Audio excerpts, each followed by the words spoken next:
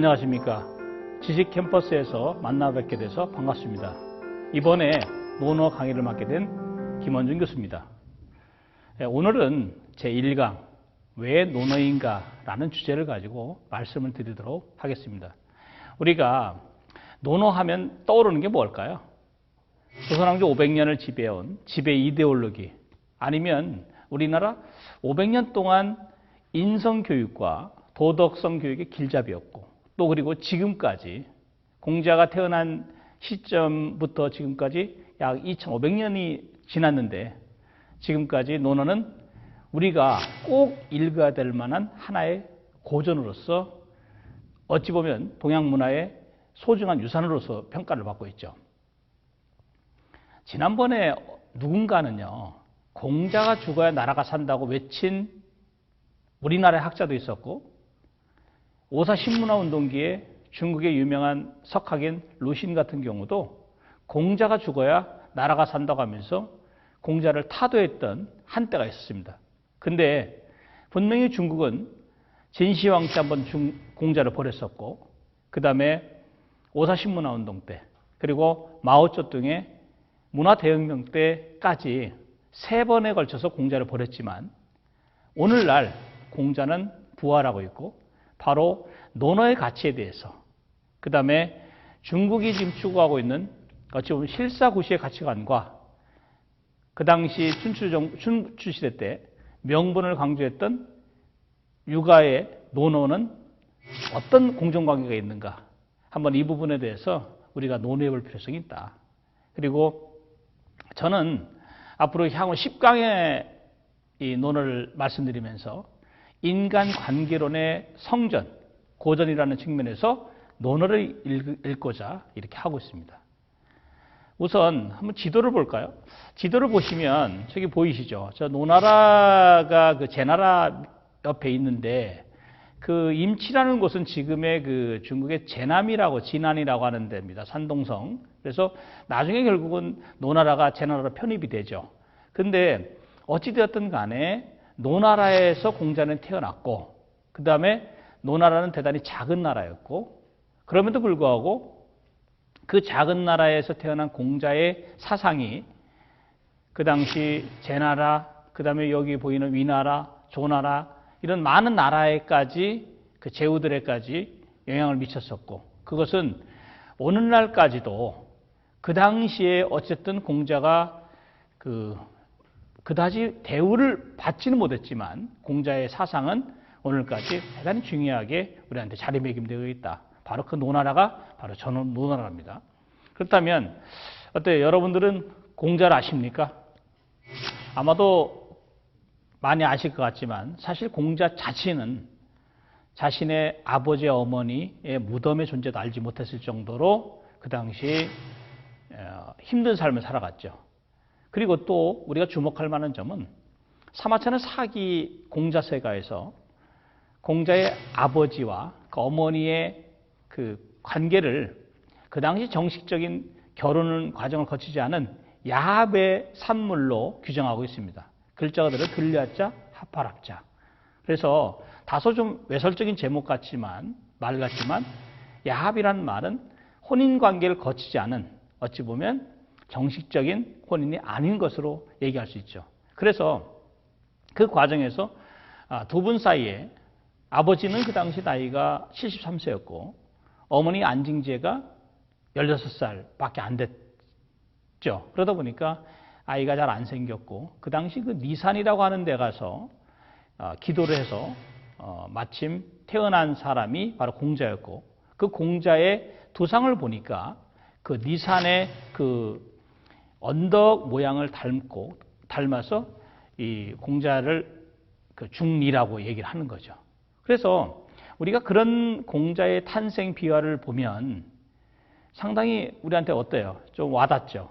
아버지도 연세가 굉장히 많았고, 어머니는 또 그에 비해서 아주 젊은 분이었고, 그러다 보니까 공자께서 태어났을 때 불과 3살 만에 아버지가 돌아가셨고, 그 다음에 어머니도 불과 공자가 한 10살 정도 전후에 집을 나갔다고 기록이 되어 있습니다. 그런 거 보면 어찌 보면 공자는 어려서부터 아버지가 없으니까 고아죠. 고아였고 또 어머니도 나갔으니까 결국은 혼자 살았지만 공자는 그 당시 제기, 그러니까 제사에 관련된 그릇 같은 거라든지 이런 거에 관심이 많았고 그 방면에 상당한 그 식견을 가지고 있어서 결국은 30살 정도 되었을 때 그 당시 제후들에게 이름이 알려졌다고 이렇게 기록을 하고 있습니다.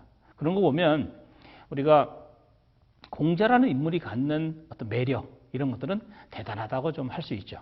근데 우리가 과연 왜 지금 공자가 죽고 그 다음에 2500년 전이 지난 지금에 왜 공자를 거론해야 되나?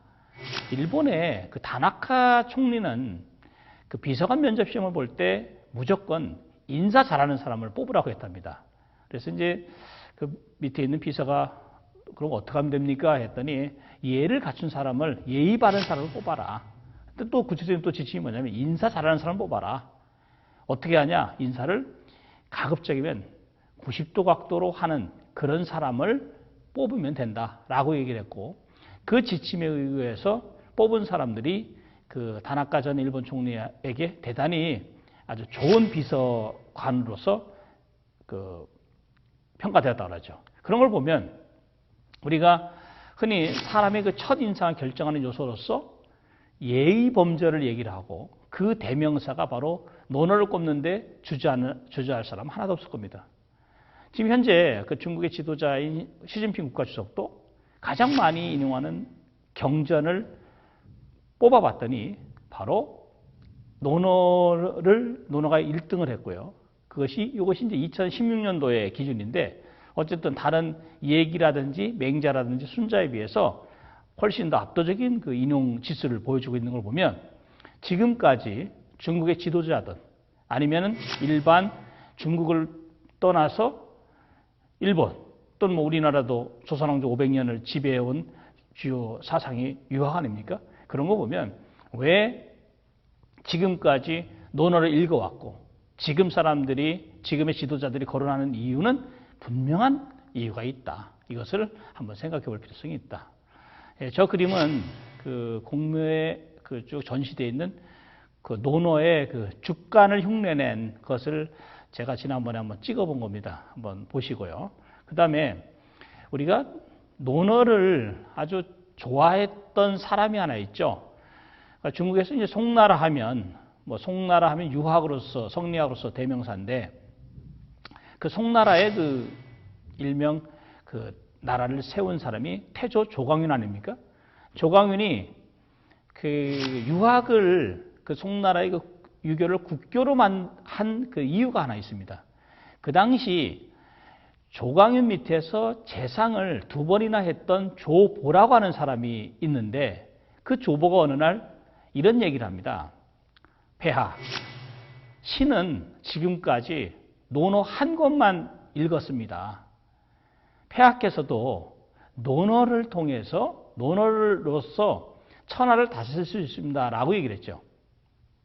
그랬더니 조광윤이 좀 상당히 황당해하죠. 왜? 논어를 가지고서 나라를 다스리라니까 너무 황당하잖아요. 그랬더니 거기다가 또 덧붙이는 말이 반부 논어 치천하. 절반의 논어만 가지고 천하를 다스릴 수 있다. 이렇게까지 얘기를 했습니다. 그랬더니 아니 이게 말이 되느냐. 절반 가지고 어떻게 다스리냐 했더니 한번 해보십시오. 라고 하면서 논어 그 하기편부터 향당편까지가 딱 절반이거든요. 그 절반을 통해서 다스렸고 나중에 조광윤이 뭐 상당히 나를 잘 다스리지 않았습니까? 그러고 나서 어느 날 그 조보가 세상을 떠났습니다. 사실 태조 조광윤보다 먼저 떠났다고 하죠. 그래서 조광윤이 궁금해서 과연 그 조보의 집에 그 서가에 다른 책들이 있나 한번 좀 가봐라 라고 사신들한테 보냈는데 사신들이 돌아와서 한 말이 서가에는 논어 딱 한 권밖에 없었다고 합니다. 라는 말이 기록이 되어 있습니다. 이것도 얼마나 그 당시 논어가 중요한 통치 그 지침서로까지 확장될 수 있는가를 보여주는 대목이 되겠죠. 우리가 논어의 핵심 덕목을 얘기할 때 인, 충, 서, 예, 그리고 이제 저는 꼽는 신, 믿을 신자. 그래서 이런 핵심 덕목을 얘기를 합니다. 바로 이제 앞으로 10강에 걸쳐서 이와 관련된 말씀을 좀 드리려고 하고요. 그래서 우리가 이제 여태까지 말씀드린 것을 다시 한번 요약을 해본다면, 논어 문장은 불과 10글자에서 20글자 정도밖에 안 됩니다. 그래서 이제 대략 문장을 500개라고 얘기하고 어떤 분이 495개, 498개 이렇게 얘기를 하는데, 어쨌든 논어 문장은 단문이 많고요. 그 다음에 공자가 살다간 춘추시대 때와 그 당대의 인간 군상에 대해서 다 얘기하고 있다. 그리고 우리가 사마천도 그 얘기를 했지만, 공자의 제자가 3,000명이라고 하지만 사마천은 77명으로 얘기하고 있죠. 공자와 제자들 간의 아주 정말 허심탄회한 그 대화가 아주 거의 차지하고 있고, 그 다음에 그 토론 주제는 학문과 정치, 그리고 인성과 덕성, 이런 부분을 중심으로 해서 많이 나와 있다. 그리고 공자왈만 있는 것이 아니라 거기에 보면 증자왈 또는 그 아내를 비롯해서 자로라든지 많은 사람들과의 그 대화체 문장을 통한 인물 재단, 인물 평가, 그 다음에 과거의 그 위대한 성현들에 관한 이야기, 그 다음에 특히 인간의 인성에 관해서 또 인간의 진면목을 꿰뚫은 그런 내용들이 굉장히 많다. 그래서 여러분들이 그 논어의 구절을 통해서 또 우리가 지금도 읽고 있고, 그리고 아마 논어 구절 한두 구절은 다 아실 겁니다. 그래서 결국은 사람을 사랑하고 인간과 인간의 관계에 대해서 어떻게 하면 원활하게 하기 위한 소중한 잣대로 우리가 한번 논어를 읽어야 될까. 결국은 우리가 지금 이 시점에서 여러분들이 직장생활을 해나가면서 논어가 갖는 그 힘을 느껴보는 것이 좋지 않을까 생각합니다.